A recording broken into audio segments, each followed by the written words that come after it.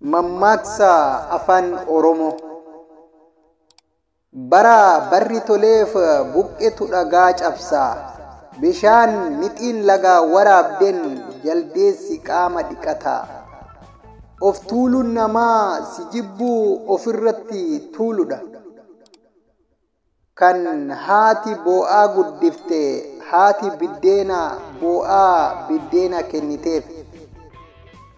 Qe'ee abbaan hin jirretti tiisisni wal geessi. Niitiin afaan kaa'aa barte kabaluuf jennaan afaan bante. Sababa ibiddi na gubeef bishaan narratti naquun na qabbaneessa malee na hin fayyisu.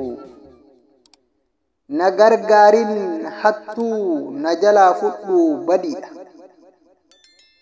Harki mirgaa kutuun harka bitaa darbannaa barsiisudha.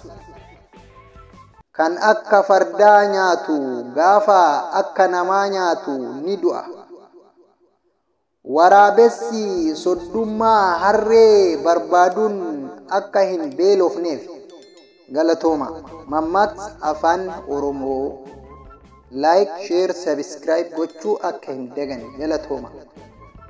Keessi madaa ta'us afaanin seeqachaa, icciitii keenyallee garamatti baachaa, rabbii nu uumellee afaanin kadhachaa, qabsoo itti fufna gam tokkoon barachaa, galanni goototaa yoomuu dachaa dachaa,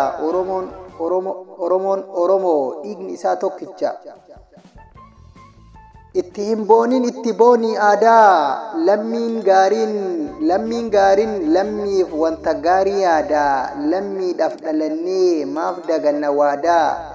Obsii ciniinnadhu ni fayyita madaa, sirni nuti bulluun sirna abbaa gadaa.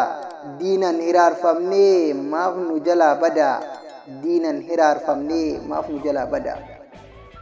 Namni yoo gammade sagalee ol kaasee lallabee ililchaa, guyyaan tokko dhufee nama gaariif gadhee addaan gingilcha. Guyyaan tokko dhufee nama gaariif gadhee addaan gingilcha. Bishaan gadi yaa'uu sagaleen didichaa, lammiin cunqurfamee yoomiyyuu boohichaa.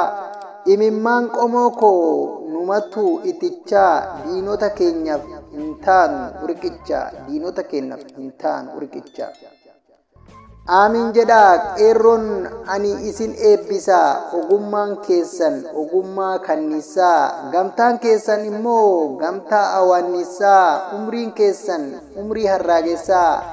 Dhiiroo jajjabaadhaa walis jajjabeessaa, dhiiroo jajjabaadhaa walis jajjabeessaa. Galatooma.